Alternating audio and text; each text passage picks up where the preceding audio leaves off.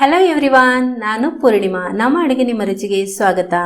ಒಮ್ಮೆ ಈ ರೀತಿ ಪೊಂಗಲ್ ನೀವು ಮಾಡಿ ನೋಡಿ, ಇದ್ರಷ್ಟು ರುಚಿ ನಿಮಗೆ ಯಾವ ಪೊಂಗಲ್ ಕೂಡ ಬರಲ್ಲ. ಟ್ರೆಡಿಷನಲ್ ಆಗಿ ಮಾಡುವಂತಹ ಒಂದು ಪೊಂಗಲ್ ರೆಸಿಪಿ, ಬನ್ನಿ ಹೇಗೆ ಮಾಡೋದು ಅಂತ ನೋಡೋಣ. ಆದರೆ ಅದಕ್ಕಿಂತ ಮುಂಚೆ ನೀವೇನು ನಮ್ಮ ಚಾನಲ್ಗೆ ಸಬ್ಸ್ಕ್ರೈಬ್ ಆಗಲಿಲ್ಲ ಅಂದರೆ ದಯವಿಟ್ಟು ಸಬ್ಸ್ಕ್ರೈಬ್ ಮಾಡ್ಕೊಳ್ಳಿ, ಪಕ್ಕದಲ್ಲಿರೋ ನೋಟಿಫಿಕೇಶನ್ ಬೆಲ್ ಕೂಡ ಕ್ಲಿಕ್ ಮಾಡ್ಕೊಳ್ಳಿ. ಮೊದಲಿಗೆ ನಾನು ಇದರಲ್ಲಿ ಒಂದು ಸಣ್ಣ ಕಪ್ನಲ್ಲಿ 1 ಕಪ್ನಷ್ಟು ದೋಸೆ ಅಕ್ಕಿಯನ್ನು ಹಾಕೊಳ್ತಾ ಇದ್ದೀನಿ. ನಿಮಗೆ ಸೋನಾ ಮಸೂರಿ ಎಲ್ಲ ಅಕ್ಕಿಗಿಂತ ದೋಸೆ ಅಕ್ಕಿಯಲ್ಲಿ ತುಂಬ ಚೆನ್ನಾಗಿ ಬರುತ್ತೆ. ಇದಕ್ಕೆ ಸ್ವಲ್ಪ ನೀರನ್ನು ಹಾಕಿಬಿಟ್ಟು ಚೆನ್ನಾಗಿ ಒಂದು 4 ರಿಂದ 5 ಸತಿ ತೊಳಿಬೇಕು.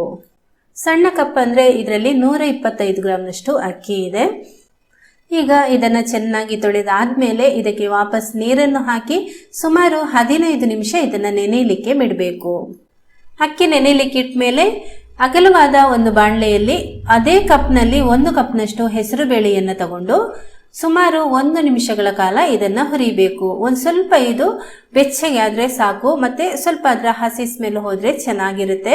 ಹೆಸರು ಬೇಳೆಯನ್ನು ಈ ರೀತಿ ಹುರಿದು ಹಾಕೋದ್ರಿಂದ ಪೊಂಗಲ್ ಕೂಡ ತುಂಬ ರುಚಿಯಾಗಿ ಬರುತ್ತೆ, ಹಾಗೆಯೇ ತುಂಬ ಅಂಟಂಟಾಗಿ ಬರೋದಿಲ್ಲ, ತುಂಬಾನೇ ಚೆನ್ನಾಗಿ ಬೇಯೋದೆಲ್ಲ ಕರೆಕ್ಟ್ ಆಗುತ್ತೆ.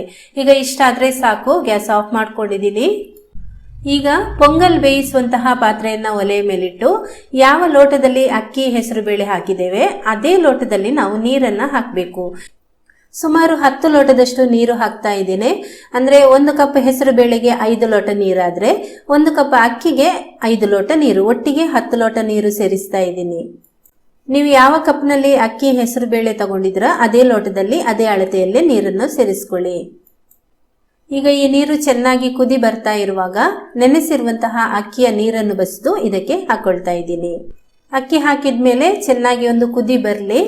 ಆಮೇಲೆ ಚೆನ್ನಾಗಿ ಕುದಿ ಬರ್ತಾ ಇದ್ದಂಗೆ ನಾವು ಹೆಸರು ಬೇಳೆಯನ್ನು ಸೇರಿಸ್ಕೊಳ್ಬೇಕು. ಹೆಸರು ಬೇಳೆಯನ್ನು ನಾವು ತೊಳೆದಿಲ್ಲ ಅಲ್ವಾ, ಹುರಿದಿರುವಂತಹ ಈ ಹೆಸರು ಬೇಳೆಗೆ ಒಂದು ಸ್ವಲ್ಪ ನೀರನ್ನು ಹಾಕಿಬಿಟ್ಟು ಚೆನ್ನಾಗಿ ಒಂದ್ಸರ್ತಿ ಇದನ್ನು ಈ ರೀತಿ ಮಾಡಿಬಿಟ್ಟು ಅದರ ನೀರನ್ನು ಬಸಿದು ಈ ಅಕ್ಕಿ ಜೊತೆಗೆ ಈಗ ಸೇರಿಸ್ಕೊಳ್ಬೇಕು. ಎರಡು ಕೂಡ ಒಟ್ಟಿಗೆ ಚೆನ್ನಾಗಿ ಬೇಯುತ್ತೆ. ಎರಡು ಸೇರಿಸಿದ ಮೇಲೆ ಚೆನ್ನಾಗಿ ಒಂದು ಕುದಿ ಬರಬೇಕು. ಅದರ ಜೊತೆಗೆ ಈಗ 1 ಸ್ಪೂನ್ನಷ್ಟು ತುಪ್ಪ ಕೂಡ ಇದಕ್ಕೆ ಹಾಕೊಳ್ತಾ ಇದ್ದೀನಿ. ಈಗ ಚೆನ್ನಾಗಿ ಒಂದು ಕುದಿ ಬಂದ ಮೇಲೆ ಈ ಉರಿಯನ್ನು ಸ್ವಲ್ಪ ಕಡಿಮೆ ಮಾಡಿ, ಅಂದರೆ ಮೀಡಿಯಂ ಉರಿನಲ್ಲಿಟ್ಟು ಮುಚ್ಚಳ ಮುಚ್ಚಿ ಬೇಯಿಸ್ಕೊಳ್ಬೇಕು. ಇದು ಸುಮಾರು ಒಂದು 15 ರಿಂದ 20 ನಿಮಿಷ ತಗೊಳ್ಳುತ್ತೆ. ಕುಕ್ಕರ್ನಲ್ಲಿ ಕೂಡ ಬೇಯಿಸ್ಕೊಳ್ಬೋದು, ಆದರೆ ಕುಕ್ಕರ್ಗಿಂತ ನೀವು ಈ ರೀತಿ ಪಾತ್ರೆಯಲ್ಲಿ ಸಲ ಮಾಡಿ ನೋಡಿ, ತುಂಬ ಚೆನ್ನಾಗಿ ಬರುತ್ತೆ. ಕುಕ್ಕರ್ನಲ್ಲಾದರೆ ಜಾಸ್ತಿ ಬೆಂದು ಗಟ್ಟಿ ಆಗಿಬಿಡುತ್ತೆ ಬೇಗ, ಪಾತ್ರೆಯಲ್ಲಿ ಆ ರೀತಿ ಆಗೋದಿಲ್ಲ. ಈಗ ಇದಕ್ಕೆ ಬೇಕಾಗುವಂತಹ ಮಸಾಲೆ ಪದಾರ್ಥಗಳನ್ನು ರೆಡಿ ಮಾಡ್ಕೊಳ್ಳಿ. 1 ಟೀ ಸ್ಪೂನ್ ಅಷ್ಟು ತರಿ ಕುಟ್ಟಿದ ಕಾಳು ಮೆಣಸು, 1 ಟೀ ಸ್ಪೂನ್ ಜೀರಿಗೆ, 1/4 ಚಮಚ ಇಂಗು, ಉದ್ದಕ್ಕೆ ಸೀಳಿದ 3 ಹಸಿಮೆಣಸು, 20 ಗ್ರಾಂ ಗೋಡಂಬಿ, ಕರಿಬೇವು ಸ್ವಲ್ಪ, 3 ಟೇಬಲ್ ಸ್ಪೂನ್ ಕೊಬ್ಬರಿ ಚೂರುಗಳು ಅಥವಾ ಹಸಿ ಕೊಬ್ಬರಿ ಕೂಡ ಆಗುತ್ತೆ, ಶುಂಠಿ ಚೂರುಗಳು 1 ಚಮಚ, 1/4 ಟೀ ಸ್ಪೂನ್ ಅಷ್ಟು ಅರಿಶಿನ ಪುಡಿ. ಇವಿಷ್ಟು ಬೇಕಾಗುವಂತಹ ಸಾಮಗ್ರಿಗಳು. ಈಗ ಅಕ್ಕಿ ಹೆಸರು ಬೇಳೆ ಯಾವ ರೀತಿ ಬೆಂದಿದೆ ಅಂತ ನೋಡೋಣ. ಸುಮಾರು 15 ನಿಮಿಷ ಆಗಿದೆ ನೋಡಿ, ಚೆನ್ನಾಗಿ ಬೆಂದಿದೆ. ಇನ್ನೊಂದು 5 ನಿಮಿಷ ಬೆಂದ್ರೆ ಇದು ಕರೆಕ್ಟ್ ಆಗುತ್ತೆ. ಮತ್ತೆ ನೀವು ನೋಡ್ಬೋದು ಇಲ್ಲಿ ಪಾತ್ರೆಯಲ್ಲಿ ಬೇಯುವಾಗ ನೋಡಿ ಯಾವ ರೀತಿ ಇದೆ ಅಂತ. ಅಂದ್ರೆ ನಿಮ್ಗೆ ಕುಕ್ಕರ್ನಲ್ಲಿ ಬೇಯಿಸುವಾಗ ತುಂಬಾ ಅಂಟಂಟಾಗ್ಬಿಡುತ್ತೆ. ಈಗ ಇದಕ್ಕೆ ರುಚಿಗೆ ತಕ್ಕಷ್ಟು ಉಪ್ಪು ಹಾಕೊಳ್ತಾ ಇದ್ದೀನಿ.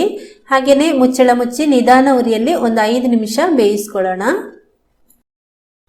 5 ನಿಮಿಷ ಆದ್ಮೇಲೆ ಇದನ್ನು ನಾನು ತೋರಿಸ್ತಾ ಇದ್ದೀನಿ. ತುಂಬಾ ಚೆನ್ನಾಗಿ ಕರೆಕ್ಟ್ ಆಗಿ ಬೆಂದಿದೆ ನೋಡಿ. ಈ ಹದದಲ್ಲಿದ್ರೆ ಆರಿದ್ಮೇಲೆ ಒಂದು ಸ್ವಲ್ಪ ಗಟ್ಟಿ ಆಗುತ್ತೆ ಅಷ್ಟೇ, ತುಂಬಾ ಮುದ್ದೆಯಾಗಿ ಇರೋದಿಲ್ಲ, ಕರೆಕ್ಟ್ ಆದ ಹದದಲ್ಲಿರುತ್ತೆ. ಆರಿದ್ಮೇಲೂ ಕೂಡ ನಿಮ್ಗೆ ಯಾವ ಹದ ಬೇಕು ಅದೇ ಹದದಲ್ಲಿ ಇರುತ್ತೆ. ಈಗ ಒಂದು ಬಾಣಲೆಗೆ ನಾನು 5 ಟೇಬಲ್ ಸ್ಪೂನ್ ನಷ್ಟು ತುಪ್ಪ ಹಾಕ್ಬಿಟ್ಟು, ಅಥವಾ ನಿಮ್ಗೆ ಹೆಚ್ಚು ಕಮ್ಮಿ ಮಾಡ್ಕೊಳ್ಬಹುದು ತುಪ್ಪ, ಸ್ವಲ್ಪ ಗೋಡಂಬಿ ಹಾಕೊಳ್ತಾ ಇದ್ದೀನಿ. ಗೋಡಂಬಿ ಒಂದು ಸ್ವಲ್ಪ ಬೆಚ್ಚಗೆ ಮಾಡ್ಕೊಂಡಾದ್ಮೇಲೆ ಉಳಿದ ಪದಾರ್ಥಗಳನ್ನ ಸೇರಿಸ್ಕೊಳ್ಳೋಣ. ಈಗ ಇದಕ್ಕೆ ಜೀರಿಗೆ ಹಾಕೊಳ್ತಾ ಇದ್ದೀನಿ, ಹಾಗೇನೆ ಹಸಿ ಮೆಣಸು, ನಂತರ ಇದಕ್ಕೆ ಕರಿಬೇವು ಸೇರಿಸ್ಕೊಳ್ತಾ ಇದ್ದೀನಿ. ಶುಂಠಿ ಚೂರುಗಳನ್ನ ಸೇರಿಸ್ಕೊಂಡು ಚೆನ್ನಾಗಿ ಒಂದು ಸ್ವಲ್ಪ ಇದನ್ನ ಫ್ರೈ ಮಾಡ್ಕೊಳ್ಳೋಣ. ಯಾವುದು ಕೂಡ ಕಪ್ಪಗಾಗಬಾರ್ದು. ಮತ್ತೆ ಕಾಳು ಮೆಣಸಿನ ಪುಡಿಯನ್ನು ಕೊನೆಯದಾಗಿ ಸೇರಿಸ್ಕೊಳ್ಬೇಕು, ಇಲ್ಲಾಂದ್ರೆ ಅದು ಕಹಿ ಬರುತ್ತೆ, ಅದಕ್ಕೋಸ್ಕರ. ಈಗ ಕೊನೆಯದಾಗಿ ತರಿಯಾಗಿ ಕುಟ್ಟಿ ಪುಡಿ ಮಾಡಿದ ಕಾಳು ಮೆಣಸಿನ ಪುಡಿ, ನಂತರ ಅರಿಶಿನ ಪುಡಿ, ಇಂಗು ಮತ್ತು ಕೊಬ್ಬರಿ ಚೂರುಗಳನ್ನ ಸೇರಿಸ್ಕೊಳ್ಳಿ. ಇವೆಲ್ಲವನ್ನ ಸೇರಿಸ್ಬಿಟ್ಟು ಚೆನ್ನಾಗಿ ಒಂದು ಅರ್ಧ ನಿಮಿಷ ಫ್ರೈ ಮಾಡ್ಕೊಂಡ್ರೆ ಸಾಕು.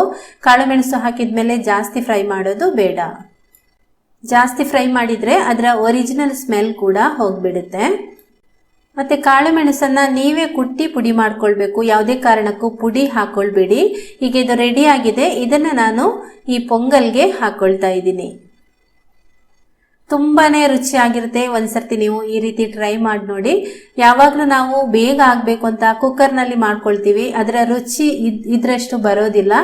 ತುಂಬ ಚೆನ್ನಾಗಿರುತ್ತೆ ಈ ರೀತಿ ನೀವು ಮಾಡಿದಾಗ. ಒಂದು ಟ್ರೆಡಿಷ್ನಲ್ ಆಗಿ ಮಾಡುವಂತಹ ತೃಪ್ತಿ ಕೂಡ ನಿಮಗೆ ಸಿಗುತ್ತೆ.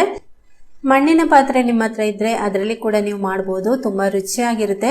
ಓಕೆ ಫ್ರೆಂಡ್ಸ್, ಈ ಒಂದು ರೆಸಿಪಿ ನಿಮಗೆ ಇಷ್ಟ ಆಗಿದ್ರೆ ಒಂದು ಲೈಕ್ ಮಾಡಿ, ಶೇರ್ ಮಾಡಿ, ಕಮೆಂಟ್ ಮಾಡಿ, ಹಾಗೆಯೇ ನಮ್ಮ ಚಾನಲ್ಗೆ ಸಬ್ಸ್ಕ್ರೈಬ್ ಆಗೋದು ಮರಿಬೇಡಿ. Thank you.